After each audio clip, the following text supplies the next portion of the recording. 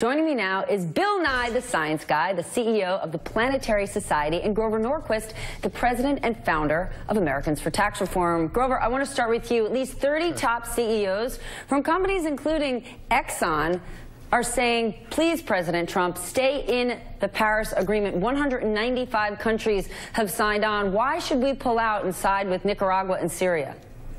Well, I think you need to ask why corporations that get government subsidies for so-called green energy would want to have that corporate welfare end. Of course, there's a tremendous interest in the corporate welfare. It's billions of dollars, and that's why a lot of companies, corporations, Enron was a big supporter of this whole project because they were building their whole corporate model on forcing these kind of efforts. Turned out to be, as we know, thoroughly corrupt, and corporate welfare always corrupts. The 190 countries you're talking about, a great many of them are going to be receiving cash, American tax dollar cash, which they get because they voted for the plan and if they say the right things politically. So why would you be supported that third world dictatorships around the globe say, yes, let's do it, because you're paying us? Why would you be surprised if corporations say, hey, I like corporate welfare? Or Europe, which is hogtied itself on a number of these efforts and made a decision to increase their own cost of energy. They don't want a more competitive United States. And China, which is building 350 new coal plants and has plans for another 800 because they're not hamstrung by China would love to see us shackle ourselves to the desk and not be able to compete. Europe would prefer that we not compete. Everybody's interests are quite in line except for American workers, and that's what Trump has made very clear. His interest is in the American economy and American workers. Bill Nye, you don't have to be a climate change denier to say maybe the Paris Agreement doesn't work for us. Why is it so important for us to stay in? To be a world leader, when you talk about leadership in the future is in renewable energy, what Mr. Norquist called green energy. It's not in fossil fuels. And so you want the United States to be the world leader in those technologies. And it's a big idea. Is the climate important to you? Is sea level rise important to you?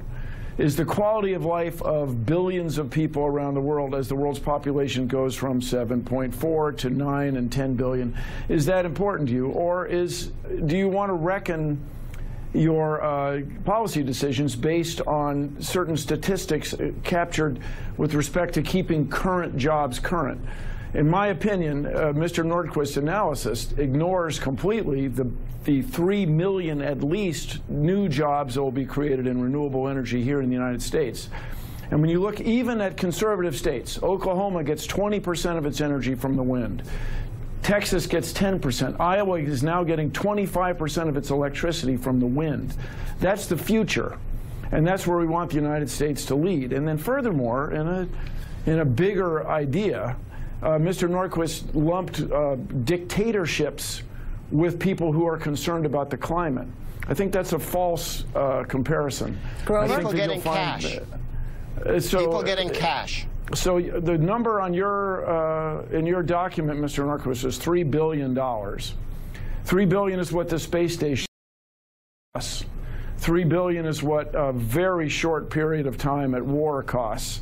$3 billion is comparable to what it will cost to keep multiple White Houses in business over the next couple administrations. It's a lot of money, but it's not that much money.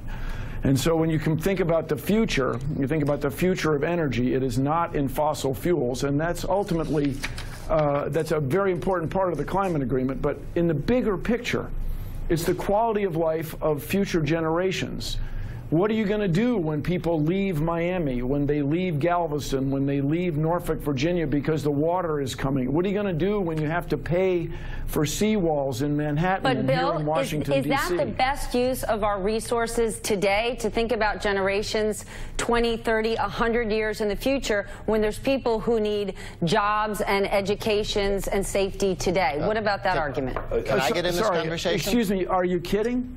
No, I'm just playing devil's advocate for a minute. No, so next week, climate change affects us tomorrow. Climate change affects everyone in the world because we all share the air. You can't build a border wall against carbon dioxide emissions. No, the time to get to work on this is right now. Take it, Mr. Norquist. Grover, we need to have clean air and clean water today to have jobs and go to school and thrive. Look, absolutely. And one of the reasons that people question the motivations behind people with the agenda on how to reduce carbon is that they're the same collections of structures that opposed nuclear power. We could have much less carbon in the air if we'd gone nuclear, but the same left-of-center groups trashed nuclear power and made it much more expensive and difficult. And that's why we have more carbon-based energy. Again, what we need to take a look at is if people really believe that man-made American production of coal, since according to this treaty, Chinese and Indian coal doesn't seem to affect anything because they're not limited. We're signing an agreement that handcuffs ourselves. This is not reasonable. But the other question is, this is not a science question. This is a constitutional question. But Article Grover, 2, you've said one that second. everyone... Article 2, Section 2 says that treaties require 2/3 of those present in the U.S. Senate. Let's have a national debate and a vote with completely transparent models. We've been told we have to do certain things because dark models that you're not allowed to look at and see, models that have predicted incorrectly in the past are now going to be trusted for the future. Let's have open models. Then let's have a real debate. You've said everyone who hates President Trump wants to stay in Paris. Then what do you make of his daughter, his #1 person, Ivanka Trump, urging him to stay in Paris, and Andrew Liveris from Dow, probably his closest CEO ally? Well, they're certainly don't hate him. They're hoping that the people who do hate Trump will say something nice in the first paragraph of the Washington Post editorial. But the rest of the editorial will be how much they hate them. So everybody, look, Mr. Norquist, you did what you could to change the subject to foreign coal, to nuclear power, and to something about people who don't like the president. We're talking about something bigger than that. How about jobs? I think that matters to people. Let's compare jobs. If I really strongly recommend non-subsidized jobs, not corporate welfare jobs. Those are not real jobs. Bill, last point. So everybody, just take a look at the solutionsproject.org. If you do nothing else, I think you can see a very compelling case made by civil engineers that we could power the United States renewably right now and create at least 3 million new jobs with a future that would make the United States a world leader in renewable technology, and we would get started on addressing climate change.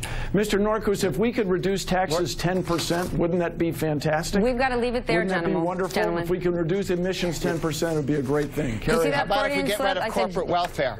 All right, we're going to leave it there to create sustainable jobs going forward. Grover Norquist, Bill Nye, the Science Guy, thank you both so much. I know you both will be tuned in to MSNBC at 3 p.m. today.